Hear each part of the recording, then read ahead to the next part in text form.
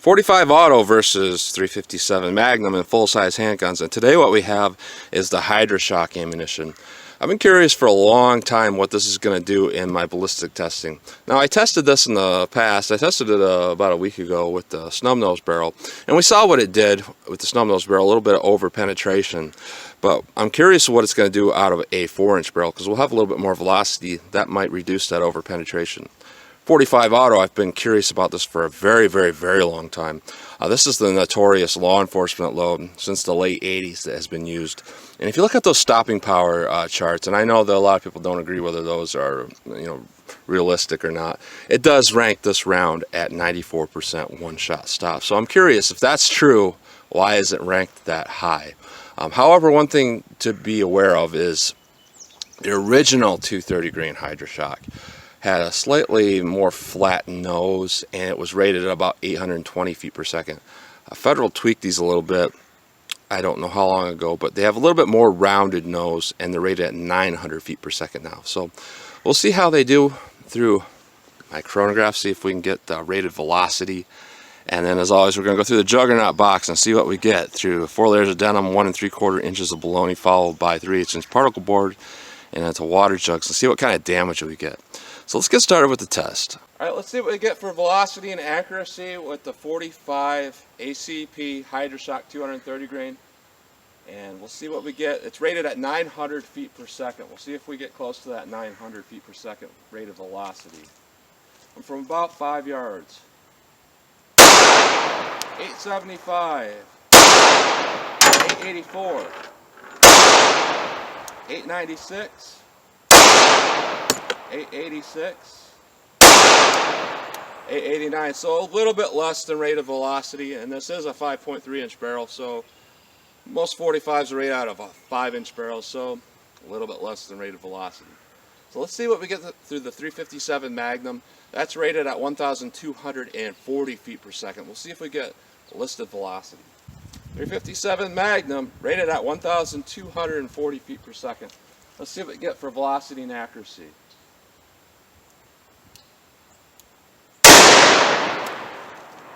1315,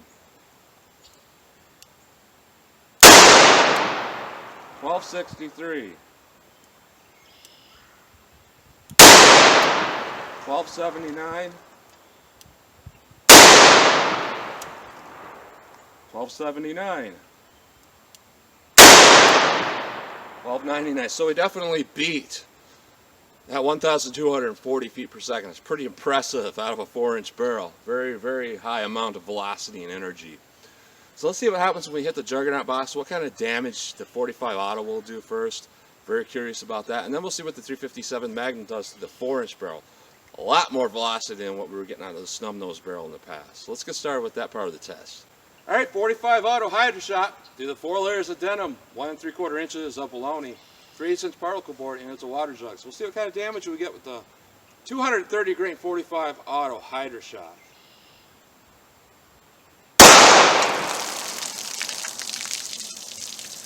Interesting.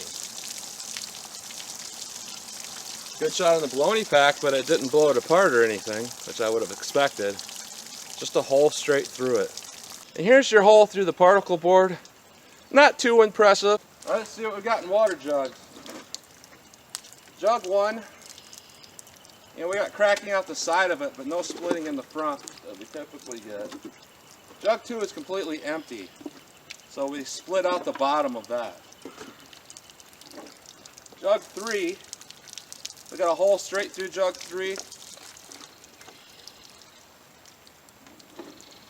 Jug 4, we're going through. I can see the bullet or the jacket in jug 5.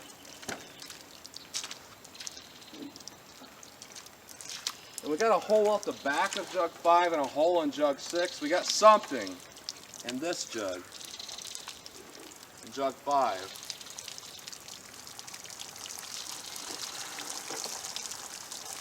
And we got the bullet in jug 5, and it damaged jug 6. And here's what we got for expansion. Definitely a 230 grain slug. It's all there, except a few pieces of the jacket, but virtually no expansion. However, you know, the bullet is going to be large already. So a little bit less penetration than what it would be if it was a full metal jacket, but almost as much and very little expansion. So let's see what we got in the 357 Magnum in comparison. 357 Magnum Hydrashok. Kind of want to step back a little bit on this one, but I'm not gonna. Forgot my glasses today. Already set up, so it's a pain to go get them and move everything. But I feel like we're going to get a lot more performance with the 357 Magnum. I might get splashed in the face or something. It's being a powerhouse today. So let's see what we get for 357 Magnum. To the 4 layers of denim, 1 3/4 inches of bologna, followed by 3/8 particle board and into water jugs.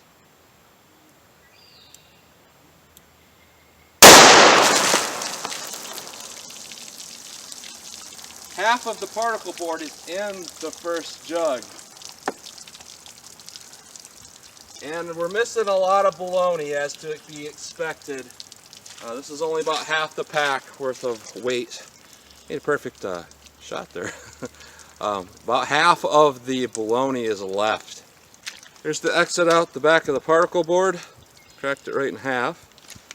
Now let's see what we got in water jugs. Jug 1 looks like a bomb went off in it. I've never seen that like that before. Jug 2, the top by the handle is all cracked open, and we went right through it, most of the water missing. Jug 3, it's kind of sucked in a little bit. I see something in jug 3. Jug 4 is damaged, it's leaking.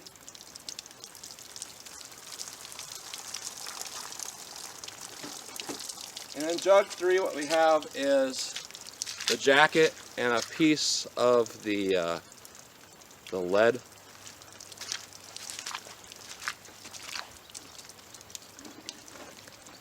Jug 4 is leaking. I don't see anything in jug 4. Jug 5 is leaking. And I see the bullet in the bottom of jug 5, or at least what's left of it. Jug 6 took on some impact. It's dented a little bit in. But it looks like we did fully stop it in jug 5.